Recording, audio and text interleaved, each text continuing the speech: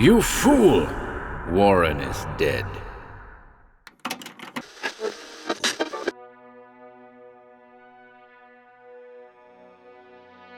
Welcome to HorrorBabble. We return today with the fourth story in the Dr. Satan series by Paul Ernst.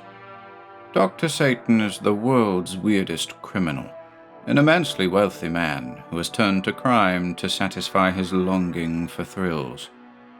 Again, the dreadful doctor is disrupted by his nemesis Ascott Keane in the consuming flame. We hope you enjoy this one, folks.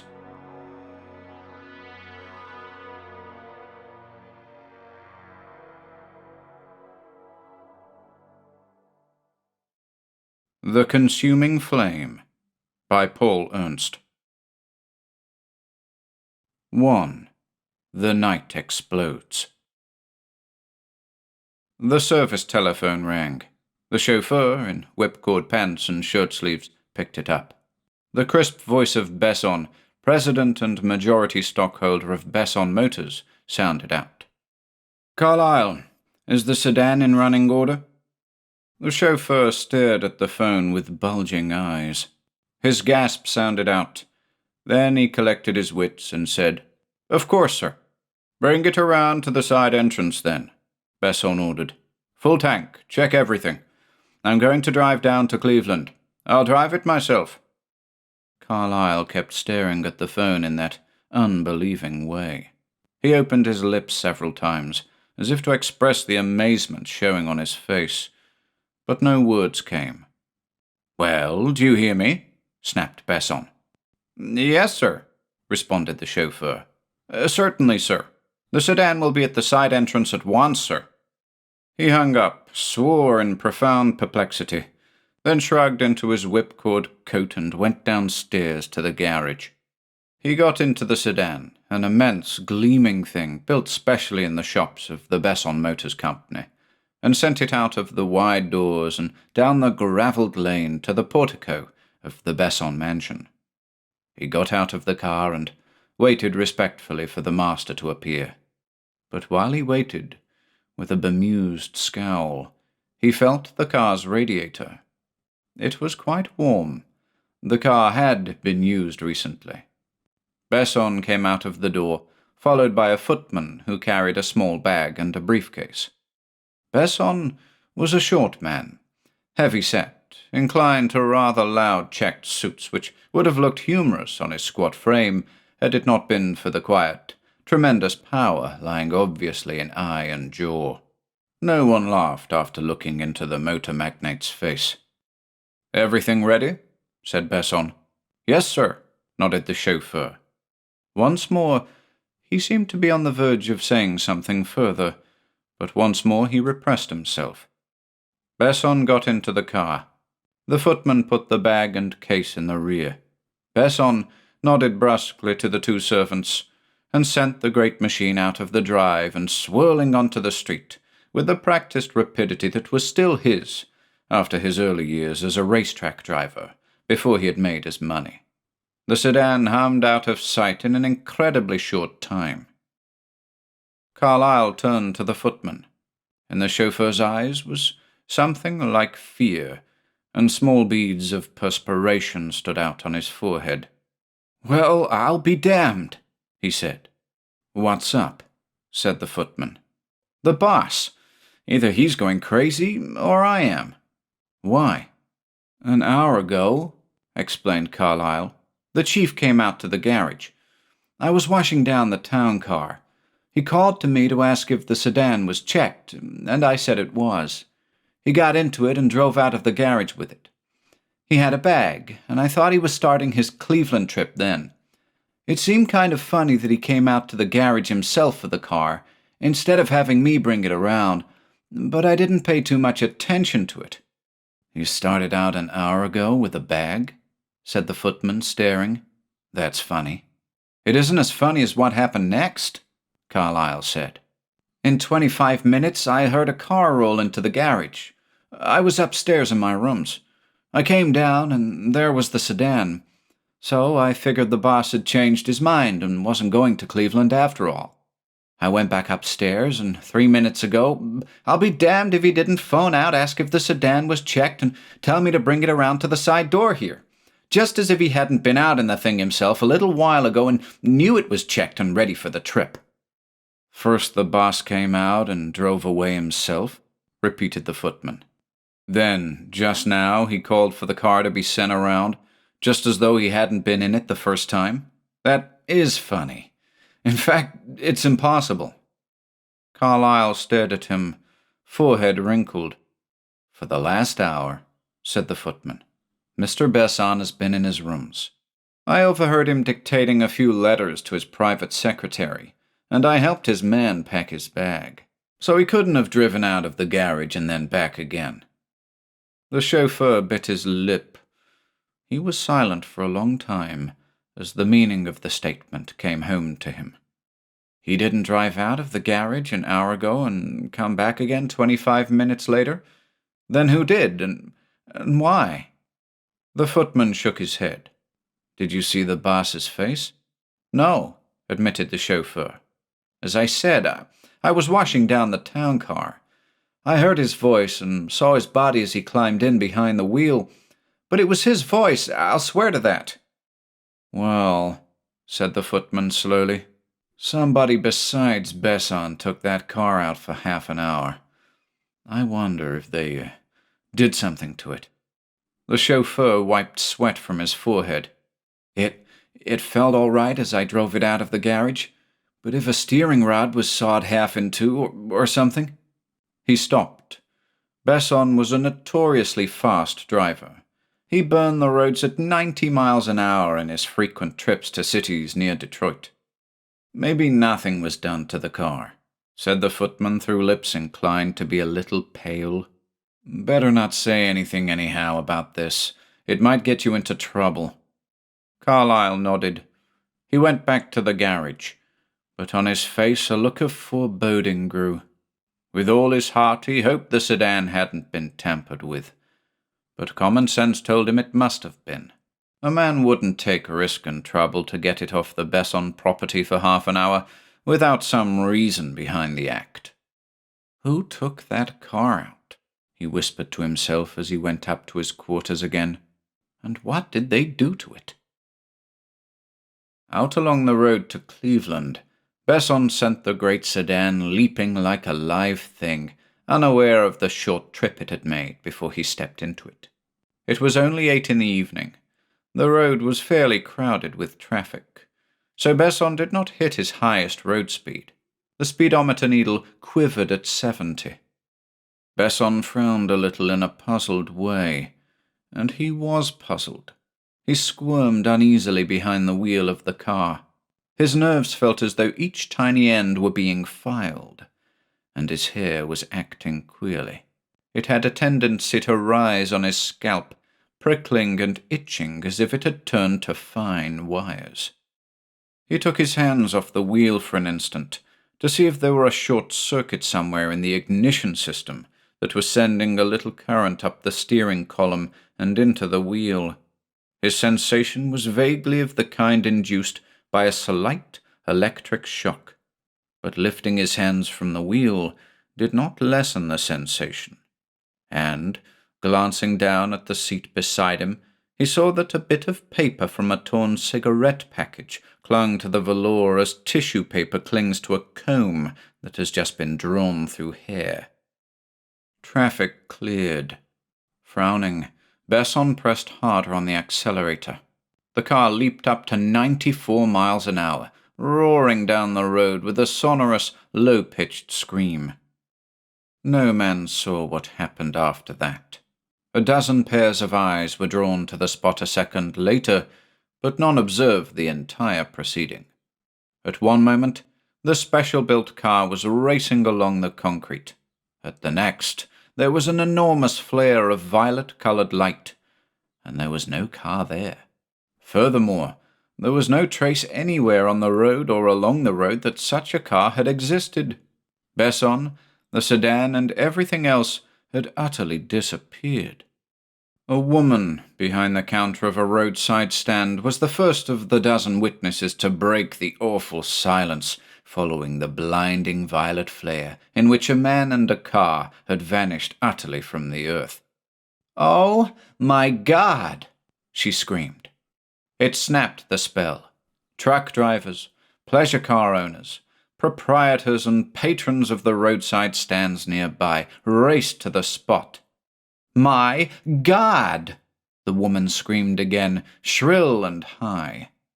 The men did not cry out, nor did they say anything. They simply looked first at each other and then at the road. A long black streak of charred concrete was all the evidence left of the speeding sedan. 2. The Death Engine. In the experimental room of the Dreyer Automobile Corporation, 3 men stood looking at a roadster. Outside, in the great shop, all was thunder and clangor. The big machines that turned out the production stream of Detroit's third-largest motor factory were so expensive that they had to be run day and night, so that now, at 10 in the evening, the uproar was as great as at 10 in the morning. But here in the corner laboratory, the roar penetrated only as a murmur, and in critical silence the 3 men examined the roadster. It was a tremendous thing. The wheelbase was nearly 160 inches. The hood sloped off and away from the windshield as if the power of a locomotive were under it, which was almost the truth. It gleamed with the finest and latest of enamels, a toy to delight the heart of a Raja. "Everything is all right?" said the chief engineer to a mechanic in dungarees nearby. "Listen for yourself," said the mechanic, switching on the motor. Standing right next to the hood, you could scarcely hear the engine. The engineer nodded. A sour look was on his face. 28,000 that thing cost to build. Well, it's some car. It'll do about 140, won't it? 148, said the mechanic. The engineer grinned bleakly. And Dreyer's pampered son will use the speed, too. This is certainly a birthday present. When is it to be delivered? First thing in the morning, replied the assistant. I got orders 2 hours ago. I'm to drive it up in front of the Dreyer house and leave it to surprise Tom Dreyer, though he knows all about it, of course. The head engineer turned to the mechanic. Stick a canvas over it, he ordered. It would be a shame to get a scratch on Papa's darling's plaything. I'll lock up. The mechanic draped a great canvas such as painters use over the enormous roadster. The men went to the door of the experimental room and stepped out into the clangor of the shop. The engineer locked it, but behind that closed door was not emptiness. As the lock clicked on the room and the roadster, a shadow stirred in a far corner near a workbench. The shadow was that of a man who had been lurking in there for over an hour. The man, a shapeless outline in the darkness, went toward the roadster. He lifted the canvas from over the hood and raised the hood catch. From his pocket he took what appeared to be an aluminum box, a third as big as a cigar box. He attached it to the reverse side of the dashboard.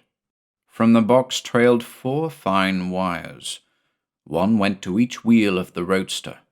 Then the man worked with the wheels. To each spoke was attached an almost invisible, flexible fin of colorless material.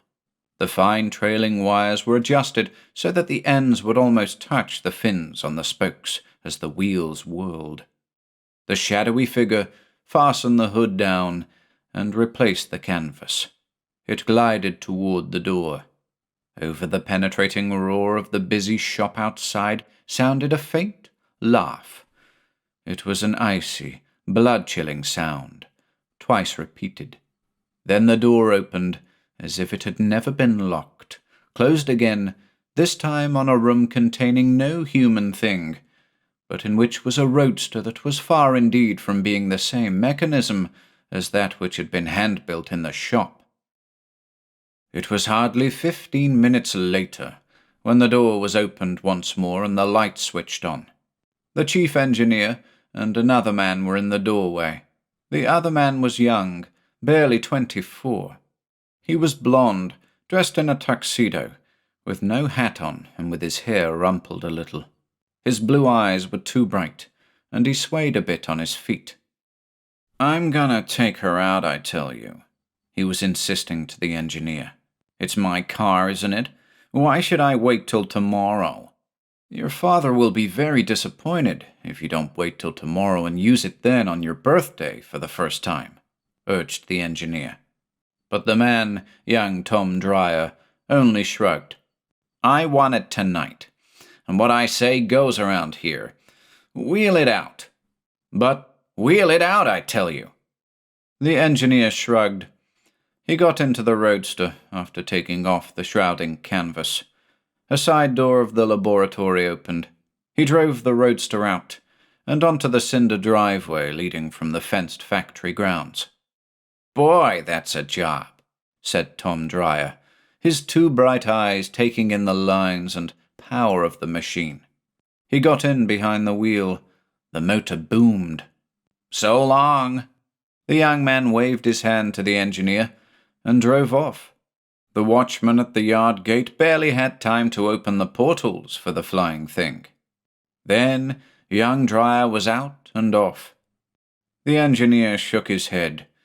His face was pale.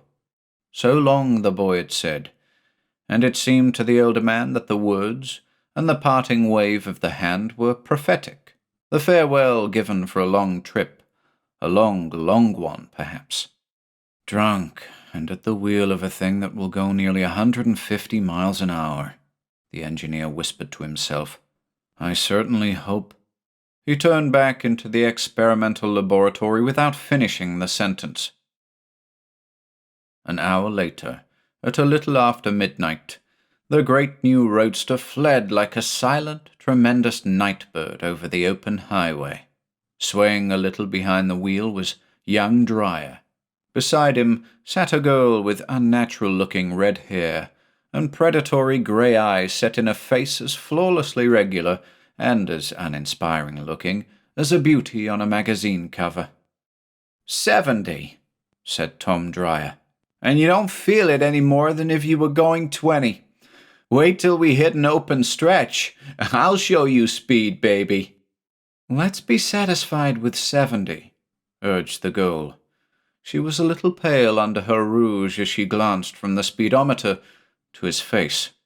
Don't be like that, laughed the boy. That's an old maid speed. I want to show you what this boogie can do.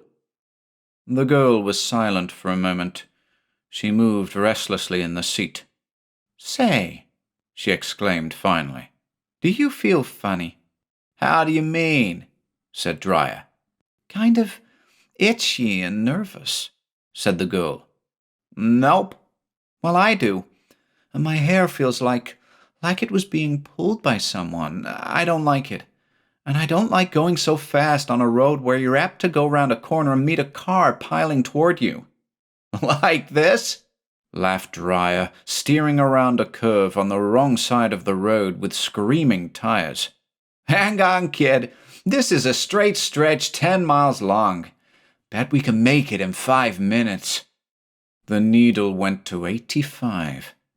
Tommy, shrilled the girl. Don't, please. I feel... Hang on, Dreyer repeated, shouting over the rush of wind. You'll never have another ride like this. The needle went to 100. Tommy, shrieked the girl. Oh, God. The night was split by a violet flare that could be seen for miles. Like concentrated lightning, it burst forth, shattering the darkness along the road. It blazed into being with no warning, persisted for about a half-second, and died as suddenly. And on the road, where the great roadster had been, with a man and girl in it, was nothing. A charred black streak showed. That was all. 3. Satan's Schemes. In a tower suite of the Book Hotel next noon, 2 men sat talking. One, thin, of average height, with thin grey hair and eyes lidded by colourless flaps that looked like the membranes veiling the eyes of a bird of prey, was president of the Universal Motors Corporation, Detroit's biggest automobile combine. The other was Ascott Keane, criminologist. Keane got up from his chair and paced slowly back and forth across the room, his wide-shouldered athletic body moving with the perfect muscular coordination of a trained athlete. His grey eyes were like chips of ice in his lean face. His black brows were drawn low. "There is only one person on Earth who could possibly be responsible for this," he said. Corey, president of Universal, stared up at him. His veiled eyes looked more than ever like the eyes of a bird of prey, but of a very frightened bird now. But even in his fright, he preserved his business caution. So many men these days claim knowledge to which they had no right, and tried to extort money from you on that claim. "Who is that?" he asked warily. "Dr. Satan," said Keane. Corey sighed and leaned back in his chair. "You're right. I guess you know the answer behind the disappearances, as you claim you do." The voice that spoke to me ended by insisting that its owner was somebody with the bizarre name, Dr. Satan. Keane stared at the man. On Keane's face was a trace of impatience. He had read the man's thoughts and didn't like them. But Corey, wealthy and powerful as he was only a pawn in this game, and one doesn't become annoyed with pawns. "Tell me about the voice," he said. Corey swallowed with difficulty. His face went greenish. "I was in my office. The office is soundproofed, so that no voice could have come from outside. I was alone. Even my secretary had been sent out, and the door was locked. I sit alone like that often when I want to think out a problem. And while I was sitting there, a voice came to my ears. 'You have heard the news,' the voice said. 'You have heard how Charles Besson and Thomas Dreyer, son of Dreyer the motor magnate, were consumed in a mysterious violet flame.' Corey looked at Keane like a terrified child. It was almost like the voice of a second self speaking. It came so unobtrusively and naturally that for a minute I wasn't startled at all. But then I was. I realized that there wasn't a soul but myself in that locked, soundproof room. A voice, save mine, couldn't sound in there. But this one did, a rasping, arrogant, metallic kind of voice. It went on. 'You're thinking of that news now. You're planning how best to take advantage in a business way of the fact that Besson had died suddenly, and that Dreyer is stunned and helpless from the blow of his son's death.' That was true," Corey blurted out. It was as if someone was reading my mind. "Someone was," Keane murmured. "Go on." "Well, I was thinking about the business advantages that might accrue to Universal by the tragedies. Any man would." Corey shivered. The voice said, "You have more important things to think about now. One is your own life. Another is how you can arrange your financial affairs so that you can take $10 million in cash from your fortune. For that is the price of your life, $10 million. You will deliver it to my servant within the next few days, or you will die as Besson and Dreyer died. I swear that, and Dr. Satan has never broken a vow." Corey gnawed at the back of his bony, prehensile hand. "Those aren't the exact words, but that's the message given by the voice. And that was the name, Dr. Satan. I'd have said the whole thing was some clever trick, played by a master at hypnotism or ventriloquism to cheat me out of money. I'd have defied the orders of the voice, of course, if it hadn't been for the awful way in which Besson and Dreyer's son died. My God, can anyone really do that? Consume people in violet flame, at will?" Keane shrugged. "According to the newspapers and many witnesses, Someone can. What do you intend to do?" "I don't know. That's what I came here to ask. I'd about decided to pay when you phoned. How did you happen to get in touch with me anyway at such a crucial moment?" A bit of the old wariness and business suspicion came back to Corey's face. Keane smiled. "The moment I read in New York of the inexplicable tragedies that had happened here, I flew to Detroit. Both victims had been prominent in motor manufacturing circles, so I looked for the next one. Your name is first on the list of prominence here, so I began with you, intending to run down the list of executives till I found one who had been threatened. I knew who was behind the crimes, and I know something of how he works, so my course of action was outlined for me. You told me you had been threatened. I asked you to see me, and that's the answer." Corey sighed. "Shall I pay this Dr. Satan? $10 million. It's colossal. But life is more important than money." "Even if the price asked was only 10 cents, snapped Keane. "You shouldn't pay it." "But he'll kill me. The flame." Keene's long jaw squared. His firm mouth became firmer, grimmer. "I fought this man more than once," he said. "I've beaten him before. I'll do it again. Don't pay. Your life will be saved, if you take one precaution." "And that?" said Corey eagerly.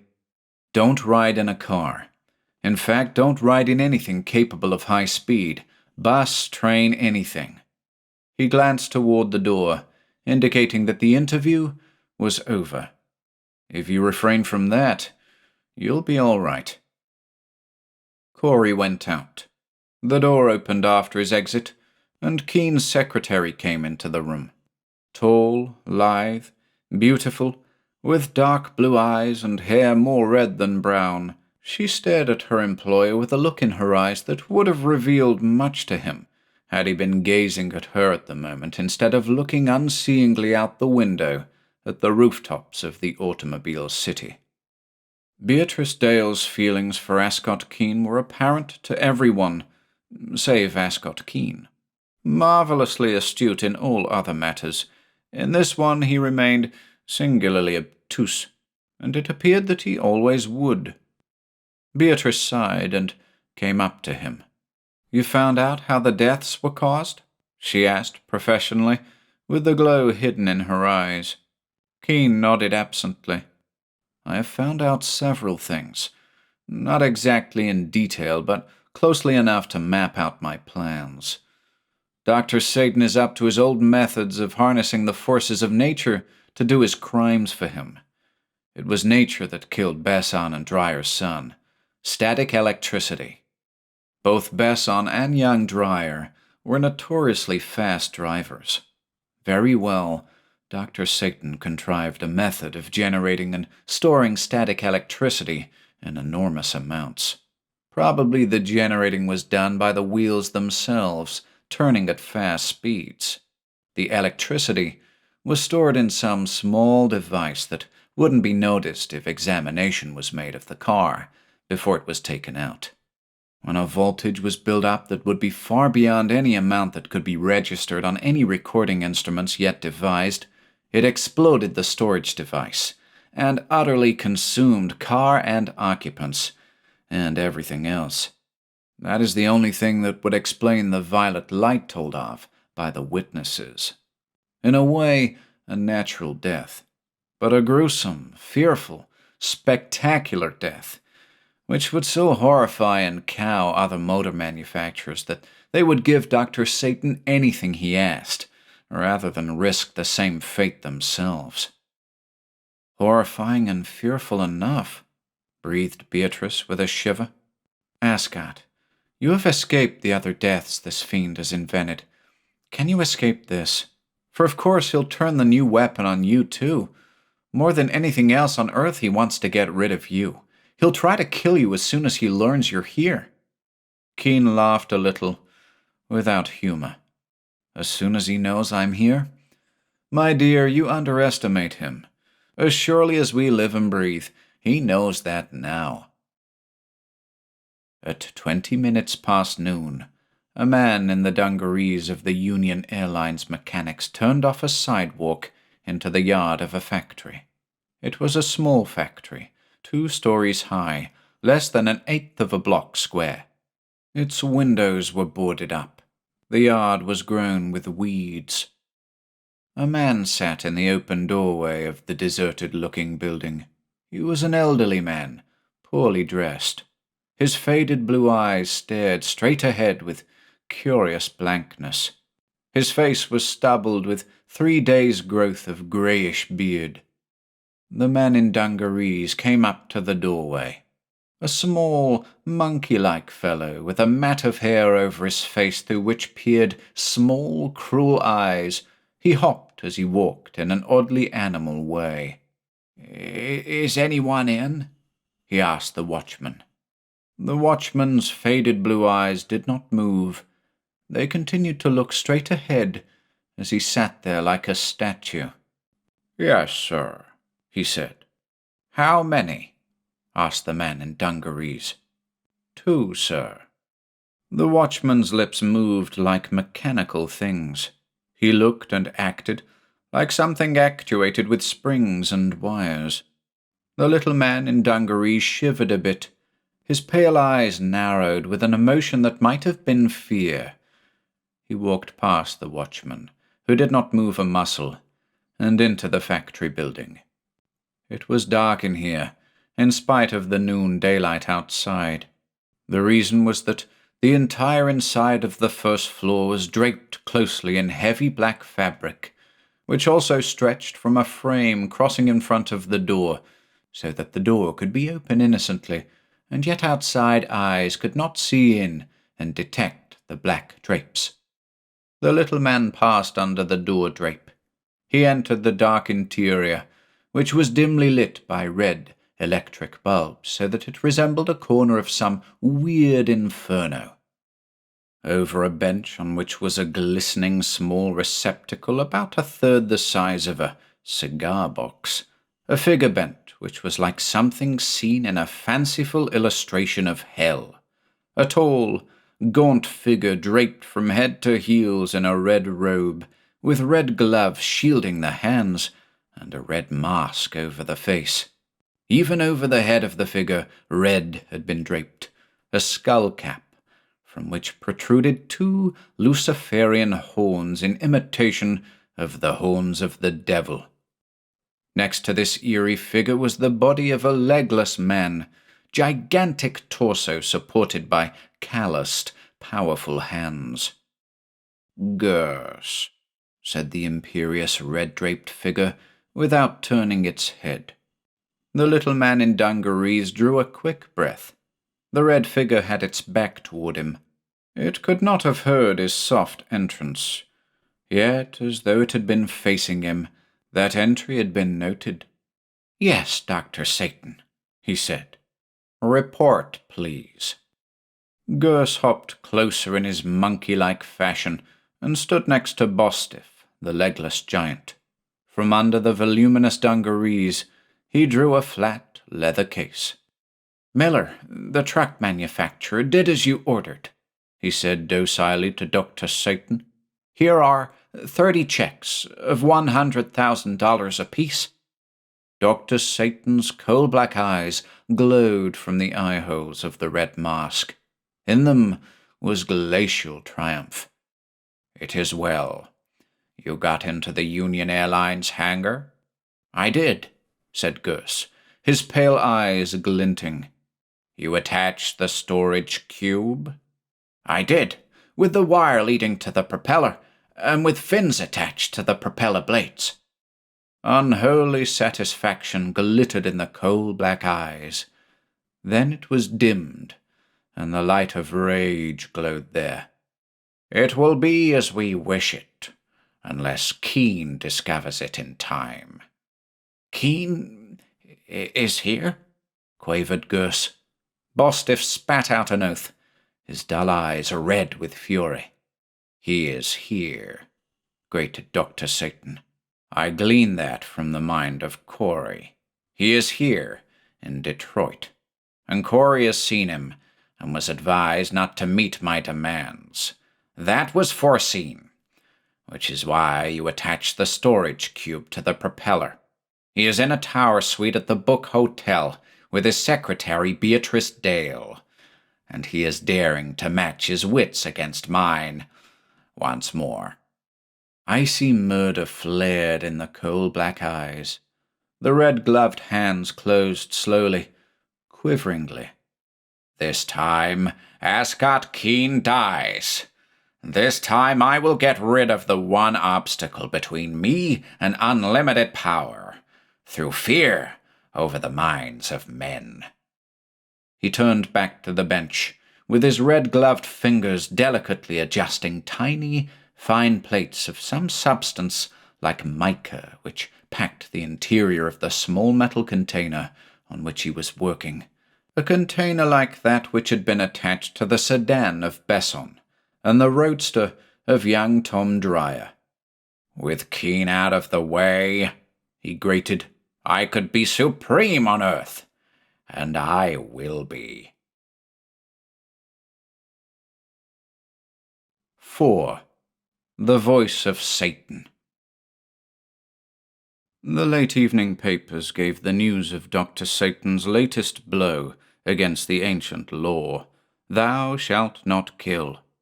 Beatrice Dale brought the paper in to Keane, who was about to go out, and handed it to him without a word. Keane read the account, then crumpled the paper in a grim hand. Corey dies in unique plane accident, the item was headed, and across half the front page was spread the account. This afternoon at 4 o'clock, Mr. H.C. Corey, president of Universal Motors, was killed in an airplane accident 20 miles out from the Detroit landing field. Mr. Corey, called on urgent business to New York City, chartered the plane for himself alone and took off at 3:40. The plane circled the field once, then headed east. 20 miles from the field, it exploded.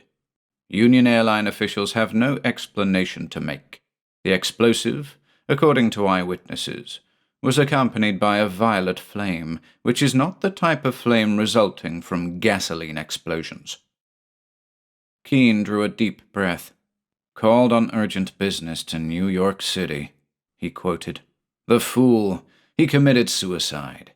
Dr. Satan gave that call, of course, and Corey, fearing financial loss, disobeyed my orders. I told him not to ride in anything capable of speed. He went toward the door. I'm going to Besson's home, he said to Beatrice. I want to talk with Besson's chauffeur about the sedan the man was killed in. I'll be back in an hour. Carlyle, Besson's chauffeur, bit his lips as he faced Keane in the cool dimness of the great garage. I suppose I should have gone to the police about it, he said unsteadily, but I couldn't see what good that would do them, and I knew I'd get in a lot of trouble over it. Tell me more exactly what happened, Keane urged. Well, at a little before 7 o'clock, I was in here washing down the town car. Mr. Besson came out and asked if the sedan was ready. I said yes, and he got into it. You're sure it was Besson? No. Later I realized I couldn't be sure, Carlyle admitted. I heard his voice, and I'll swear it was his voice, and I saw his back, and he was wearing a checked suit as he usually does. But I'll have to confess I didn't see his face.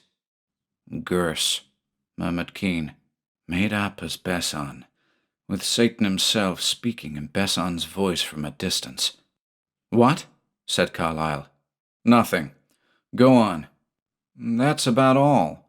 The man I thought was Mr. Besson went out with a bag and everything as if on the Cleveland trip, and then came back in about half an hour. I didn't see him return. I only heard the car drive in and went down and found the sedan. The first I knew something was wrong was when Besson called half an hour later, asking if the sedan was ready for his trip. I thought he'd gone crazy then. You have no idea where the sedan was driven in that half hour, said Keane. None at all, said Carlyle. And now, of course, no one will ever know. Because there isn't any sedan to look over anymore. Keane's lips compressed. There's no sedan, but I think we can find out where it went in that fatal half hour. Have you cleaned out in here recently? Carlyle looked at the floor of the garage and shook his head. We haven't kept up quite the schedule we usually do since the boss died. The garage floor hasn't been swept. Good, said Keane. Where did the sedan stand in here? Carlyle indicated the space nearest the end wall. Keane went there, bending low, critically examining the concrete. The man drove it back into this spot before Besson took it out? Carlyle nodded. Keane got to his knees. There were slight flakes of dust and dirt from a car's tires on the floor. Keane took up some of these and put them carefully in an envelope. He turned to go. Shall I tell the cops about this? Said Carlyle, white-faced. Keane shook his head. It would get you in a lot of trouble, as you said, and I don't think it would do any good. You can't be blamed for being fooled by the man who killed your employer. He went out, with the chauffeur's thankful and admiring gaze following him. At the curb before the Besson home was the coupe Keane had hired to get about the city in. He got in behind the wheel and headed for the near downtown section. He was on his way to the laboratory of a friend of his. In New York, he had his own laboratory, vastly better than the one owned by his friend. But he hadn't time to send to New York, and he thought the friend's equipment would be sufficient enough to perform the task he wanted. As a man will do sometimes, Keane broke his own strict rule, disregarded the very warning he had given Corey not to ride in anything capable of speed. In a hurry to get the scrapings of the sedan's tires analyzed, he drove like a black comet along the boulevards, drove that way till suddenly his hair began to feel as though it were standing on end, and every nerve in his body tingled and rasped with exasperating sensitivity. His face paled a little then.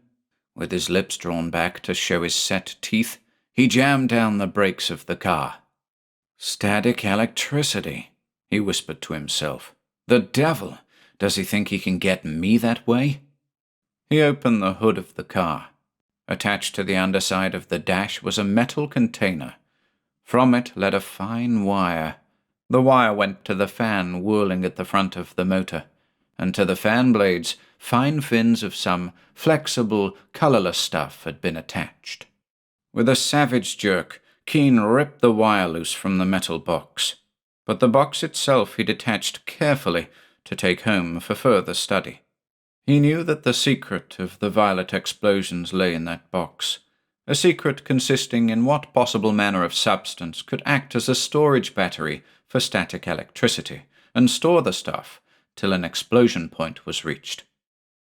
With Dr. Satan frustrated and his life no longer in danger, Keane went on to his friend's laboratory and presented the tire scrapings for analysis. Mixed in with the normal dirt of the streets, the friend reported a little later, there are two substances which might tell you where the car has been. One is a trace of cinders, such as is to be found in many factory yards. The other is a powdered chemical which turns out to be a special kind of lime fertilizer. So? Said Keane. So this, replied the man. There is only one plant in Detroit which manufactures that particular type of lime fertilizer. That is a plant out on Jefferson Avenue. He gave the address. It is at least possible that Besson's sedan was driven near the plant during its half-hour absence and picked up a little of the fertilizer spilled on the street from trucking. And the trace of cinders? The man shrugged. That particular company does not have cinder surfaces in its yards. I telephoned to find out. They must have come from somewhere else. Keane thanked him and went out. His light grey eyes were glittering. His firm mouth was a bleak slit in his face. Cinders and dust of a fertilizer made only in one spot in the city.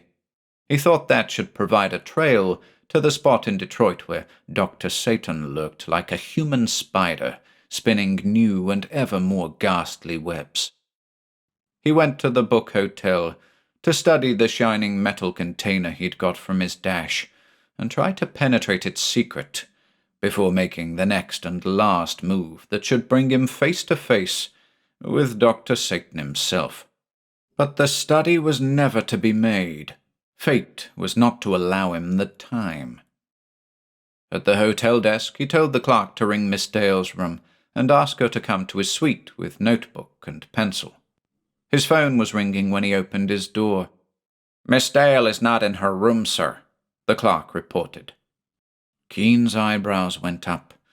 Then they drew down into heavy, straight black lines over his light grey eyes as apprehension began to gnaw at his brain. He went to the room in the tower suite which he had set aside to use as office and workroom. "Beatrice," he called, looking around for the quietly beautiful girl who was more right hand to him than mere secretary. The room was empty. So were the other rooms. With the apprehension mounting to chill certainty in his mind, Keane looked around. He found his hands clenching and sweat standing out on them as his quick imagination grasped the significance of her absence. An exclamation burst from his lips. Half under the desk in his temporary office, he saw a glove. It was a tan glove, of the type he had seen Beatrice wear last. Just the one glove. Near the door now, he saw the other. "My God," he whispered. Beatrice had gone out of the hotel. That was a certainty. But she never went out ungloved. It was one of her fastidious habits. Yet there were the gloves she wore with the brown street costume she'd had on when Keane left her. His head bent swiftly, and a terrible fear leaped into his eyes. A voice had sounded. "Ascott Keane," it said, and it was hard to tell whether it was an actual voice or a thought making itself articulate in his own brain. "You escaped the death waiting for you under the hood of your coupe. You shall face death later at my hands in spite of that.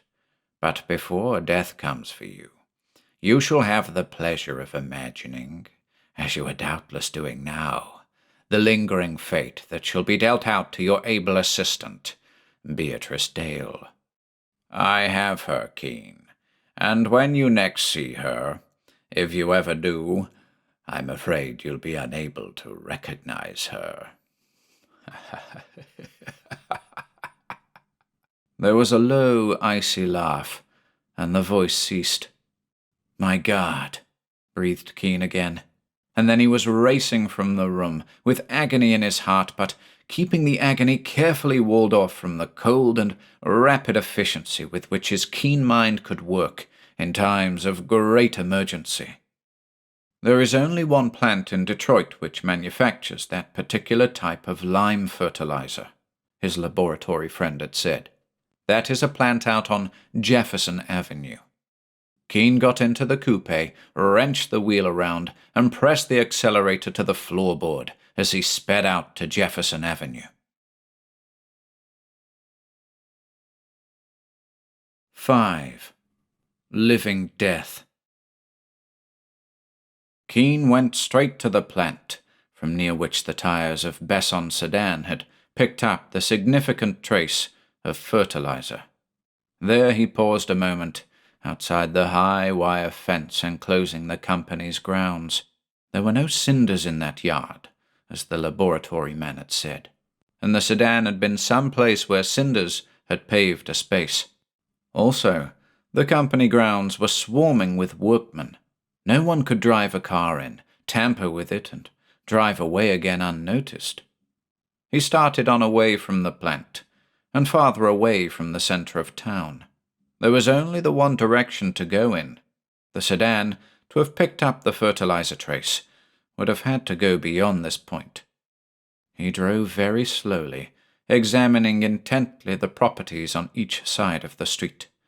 But it was only with an effort that he kept himself from driving like mad, senselessly, aimlessly, so long as he covered a lot of ground in a hurry. Beatrice. Never had he had such urge for speed, but speed did no good when he didn't know where he was going. Beatrice. I have her, Keane, and when you next see her, if you ever do, I'm afraid you'll be unable to recognize her. That was what Dr. Satan had said. Where in God's name was she? And what was Satan planning to do to her? He bit his lips and kept the coupe down to a speed at which he could scan the buildings he passed, and then he started a little, and lowered his head rapidly and drove by the place that had attracted his attention. The place was perfectly innocent-looking. It was a small factory less than 50 yards from the sidewalk on the left-hand side. But two things had riveted his attention. The first was that the grounds around the factory were cinder-paved. The second was that the place was abandoned, with boarded-up windows and an air of desolation. An abandoned factory in a not-too-populous part of the city. Keane got out of the coupe and walked back a half-block. He saw that an elderly man, patently a watchman, sat in the open side doorway of the factory. He hesitated an instant, then walked openly toward the man. He couldn't have hidden his approach anyhow, and thought he could overpower the watchman if his suspicions of the place were verified, and the man tried to give an alarm to others inside. His eyes fastened to the watchman with increasing curiosity as he approached.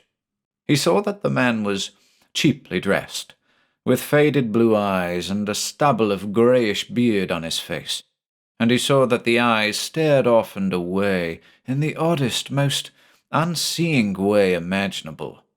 Also, he noticed how unmoving the old man was. He sat in the doorway like a statue, not shifting his position in any way. Even when Keane had come quite close, he did not move. Keane stared down at him with growing grimness.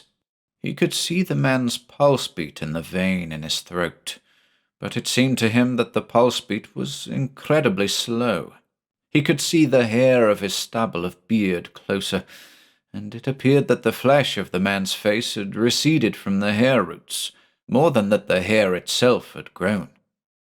Keane felt a chill touch his spine. Realization, like a spike of ice, began to sink into his brain, but he still could not quite believe. "Hello?" he said to the man in a low voice. "Hello," the man replied. He said the word with his lips hardly moving and with his eyes staring blindly straight ahead.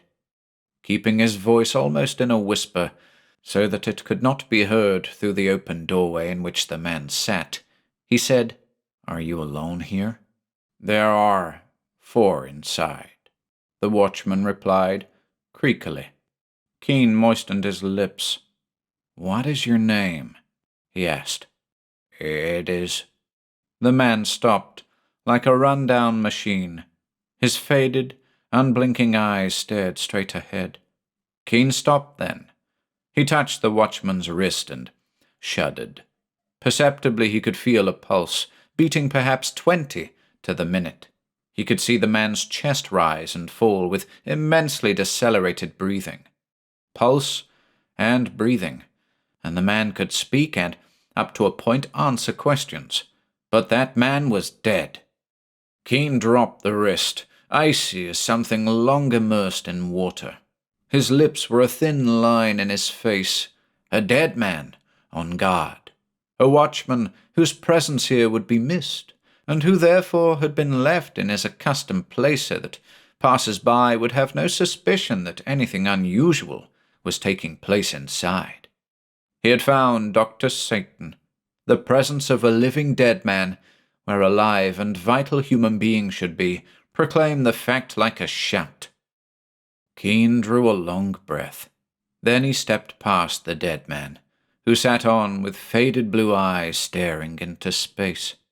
He entered the doorway. His eyes, accustoming themselves to the darkness, detected the presence of the black drapes swathing the interior and making of it a smaller room within a room. At the same time, his ears caught an arrogant, glacial voice, a voice that made the hair on his neck crawl with remembrance and primeval fear. The voice of Dr. Satan. Edging his way along between the drapes and the wall, careful to touch neither, Keane moved to a spot where the harsh and imperious voice sounded farthest away. Then he took out a knife, slit the black fabric, and looked through. The first thing his eyes rested on was Beatrice Dale. She sat on the floor of the abandoned factory, with her slim arms down by her sides, and her silk-sheathed legs out in front of her. Arms and legs were bound, and a gag was around her lips. Over the gag her eyes stared out, wide and frightened, yet, in the last analysis, composed. Keane felt a hard thrill of admiration for her fortitude go through him as he looked into her eyes. Over her bent the figure he had seen before several times in the flesh, and many times in nightmares. A tall, gaunt body sheathed in a red robe, with a red mask covering the face, and a red skullcap over the hair.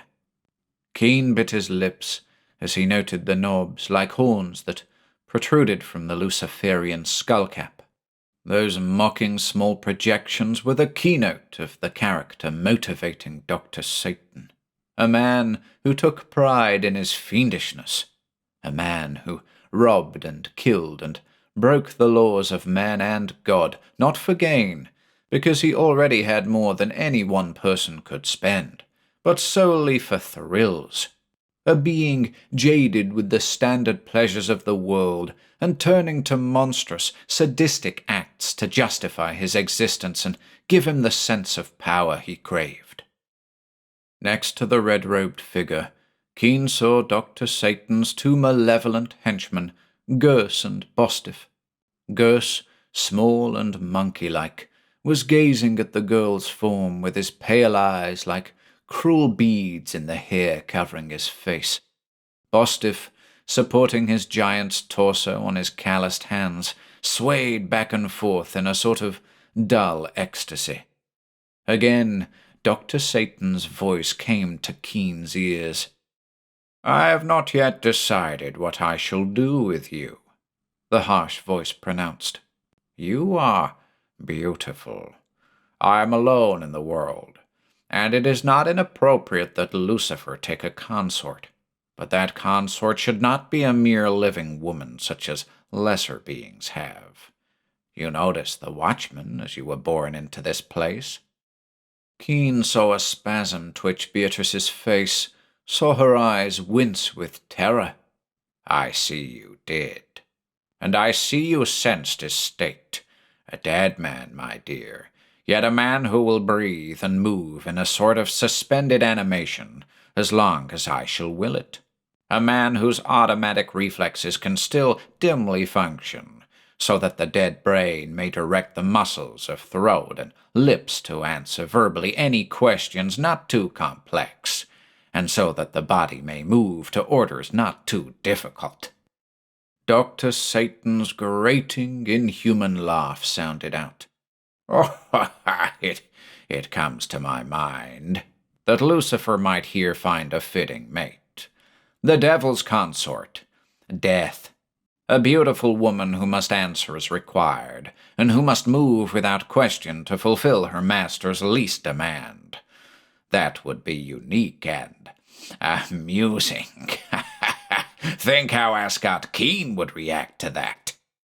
Keane, motionless behind the drape, with his eye to the slit in the fabric, felt perspiration trickle down his cheeks.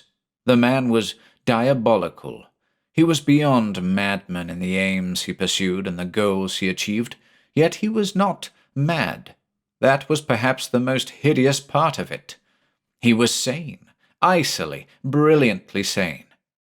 And now Dr. Satan went on with that in his voice which made Keane suddenly tense in every muscle, as instinctive small warnings prickled in his brain.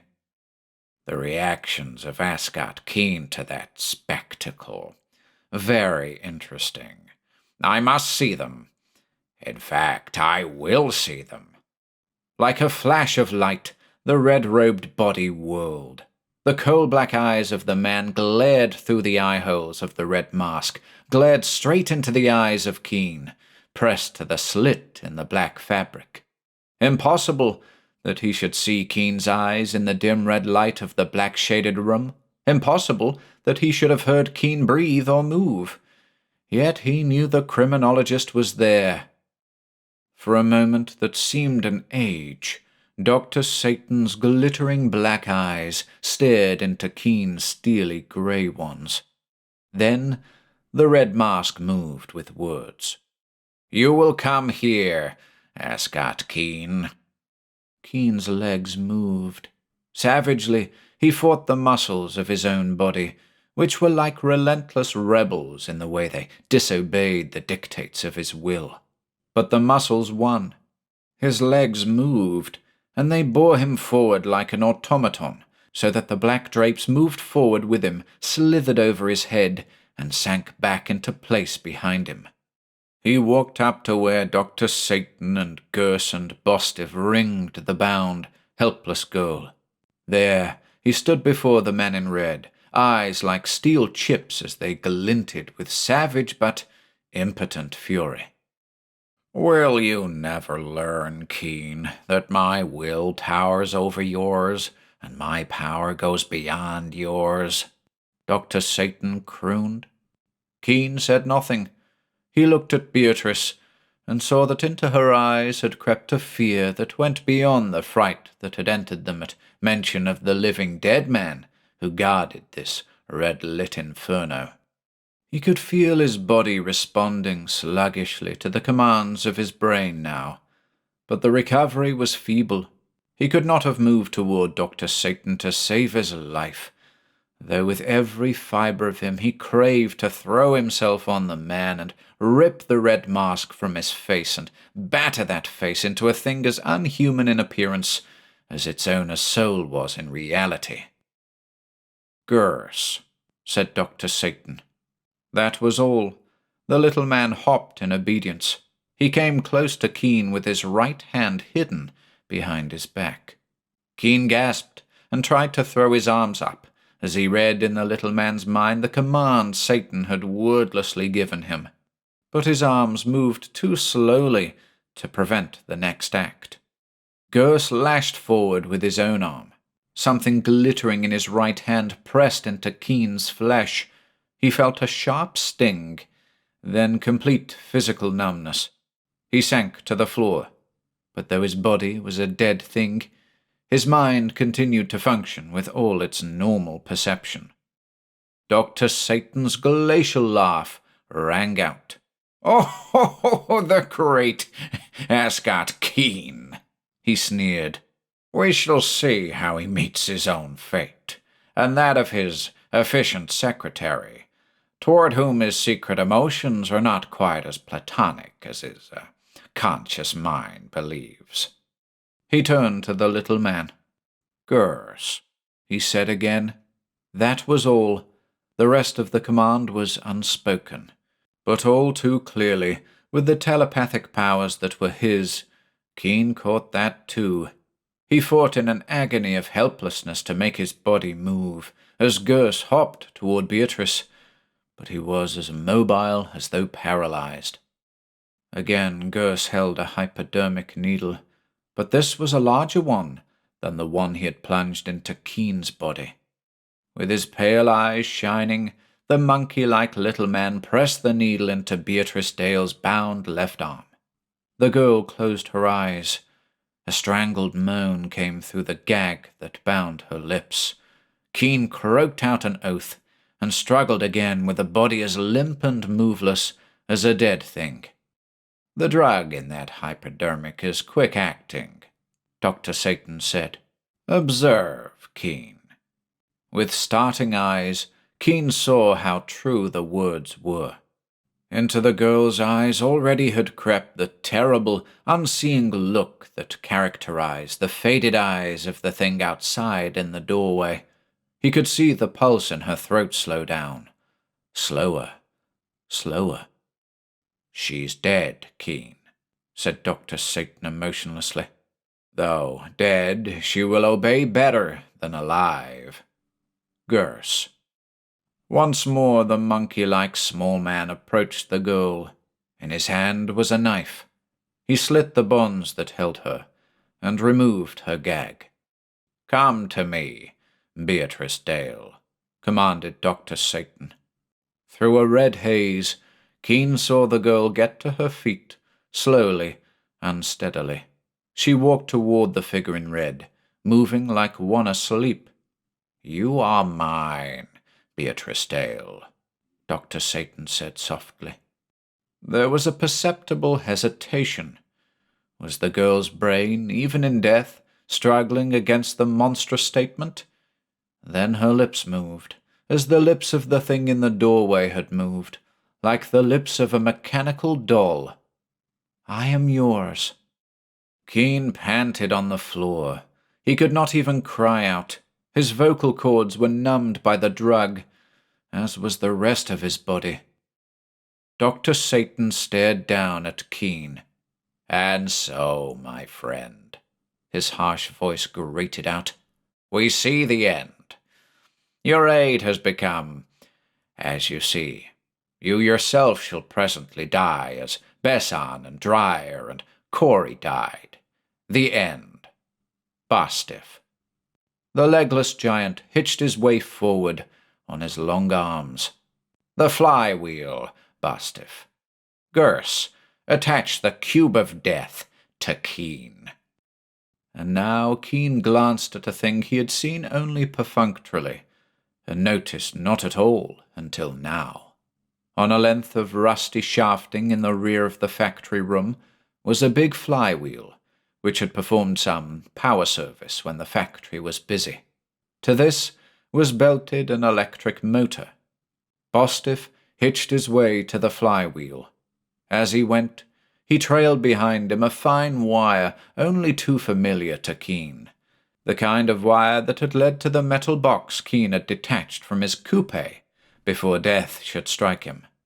To the spokes of the flywheel, Keane knew, were fastened the colourless, unobtrusive fins which generated the static death that had struck down the motor millionaires. Gurse fastened to Keane's chest a metal cube which had been resting on a low bench nearby. Bastiff fastened the other end of the wire leading from it to a point near the flywheel. Then he started the motor. The big flywheel started turning over. Dr. Satan's eyes burned down at Keane. "In 5 minutes, approximately," he said, "there will be a violet flare. In that flare you will be consumed. Just before it occurs, the drug that holds you will begin to disappear, so that you shall be the more keenly aware of your fate. We shall, naturally, wait outside till the bursting into flame of the building announces that you are no longer alive to annoy me." He turned toward the dead girl. "Come, my dear." Beatrice walked toward the draped door, her body swaying a little from the impairment of her sense of balance, her eyes staring unblinkingly ahead. Dr. Satan followed. Behind came Gurse and Bastiff. Dr. Satan raised the drape. The three passed through ahead of him. He stared at Keane.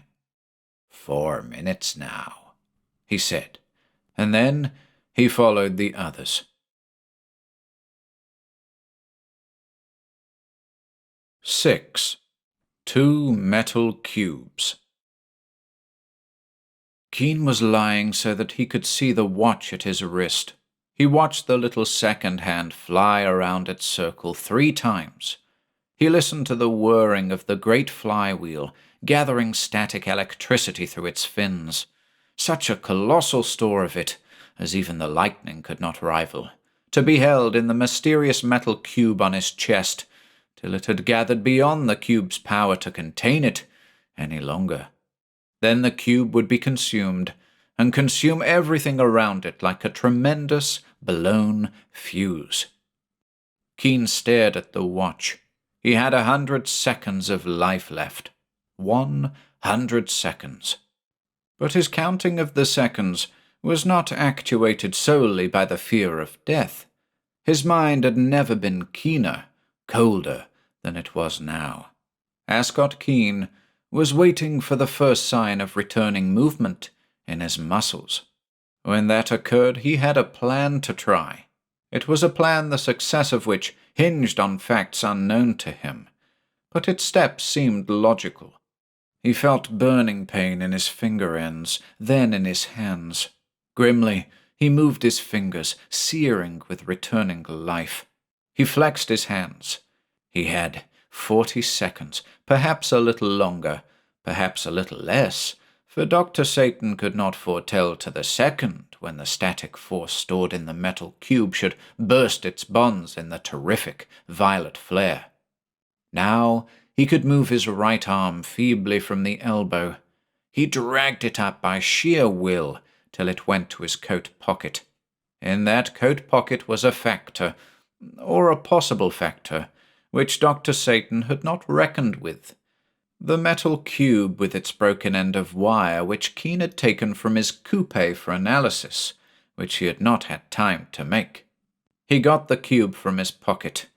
His watch told him he had 20 seconds, a third of a minute, to live. With maddening slowness, his hand moved. It found the wire from the box in his pocket. With numbed fingers, it pressed the broken bit of wire to the other cube. The 15 seconds that passed then were an age.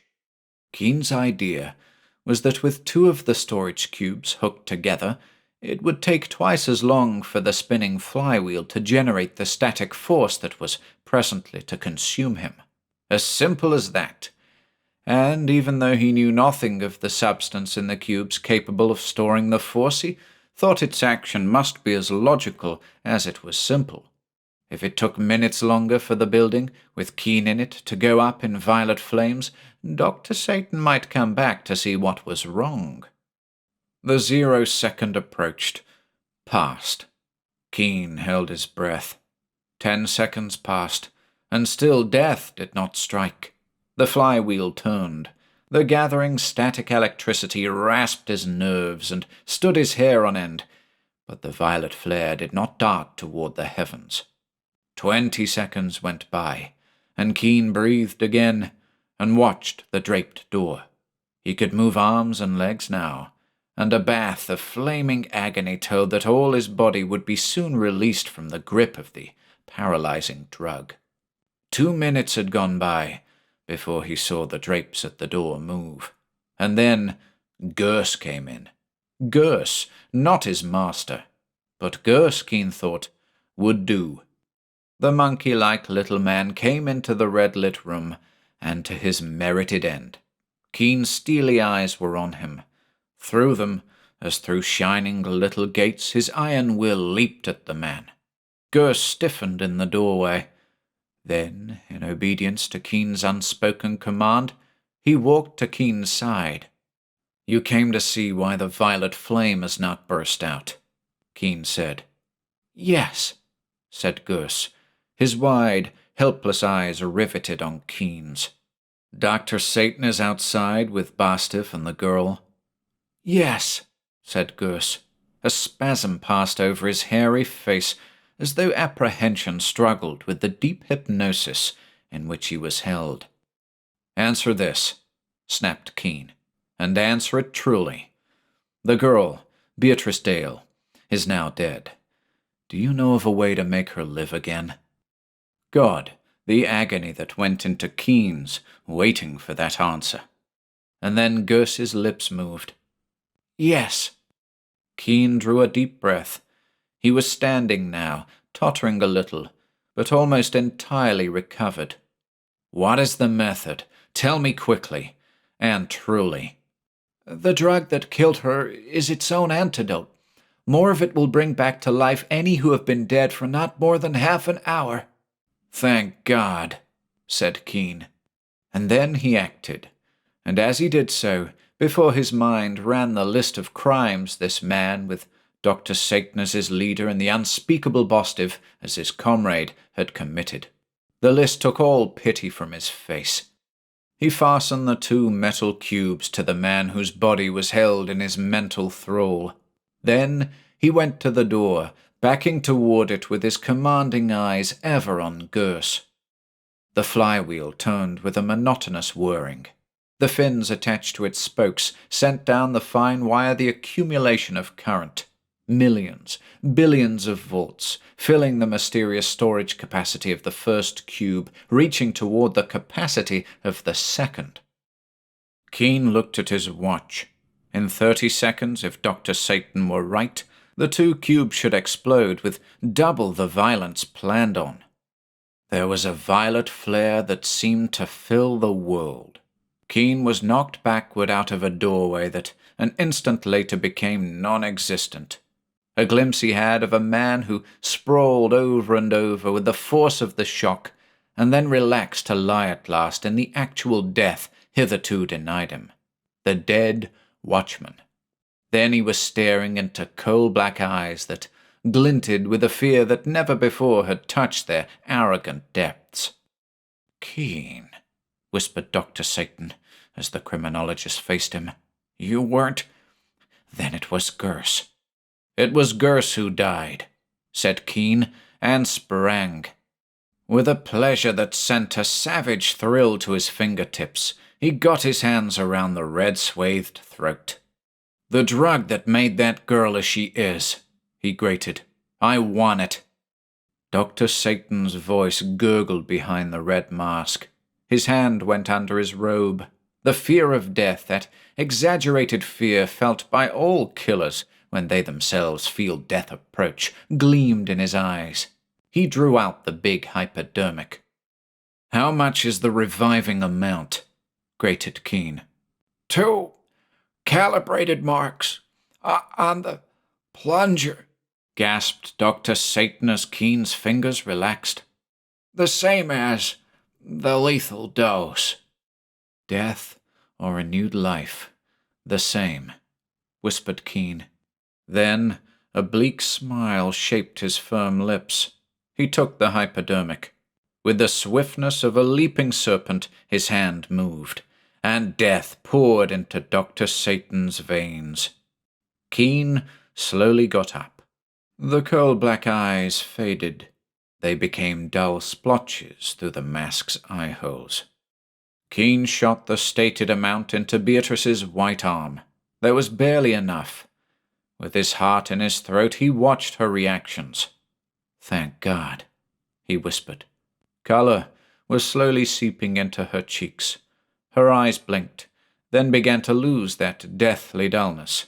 The pulse increased toward normal in the throat vein.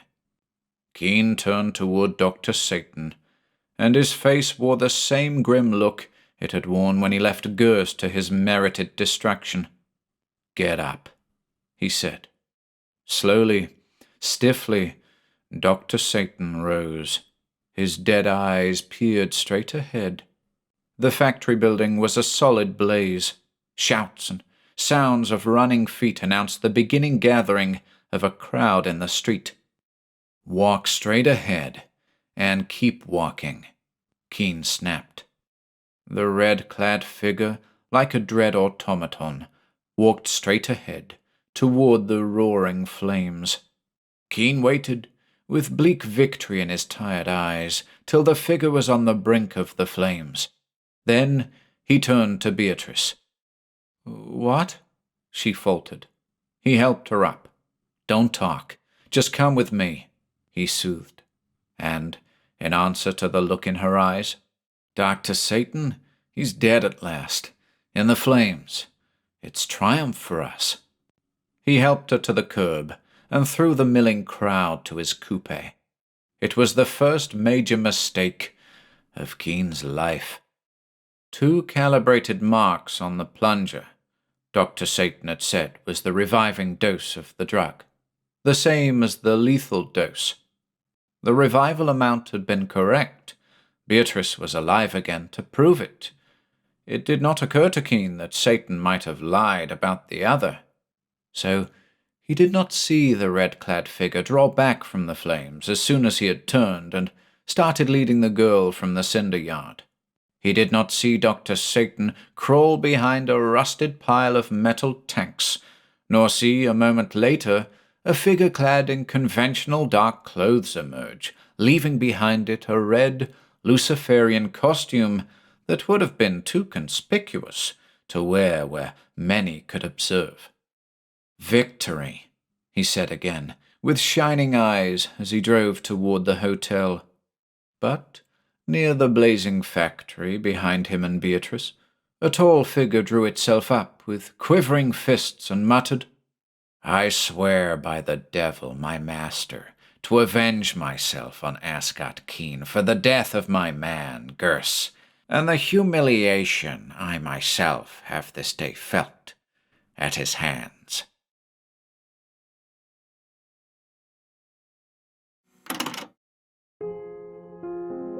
If you enjoyed listening today, be sure to subscribe to the channel by hitting the red subscribe button below.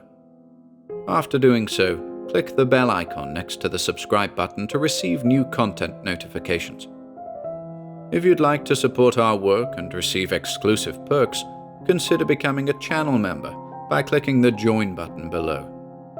To support us in other ways, see the video description for links to our Bandcamp and Patreon pages, our merch store over at Teespring, and further information relating to our releases on Audible, iTunes, and Spotify.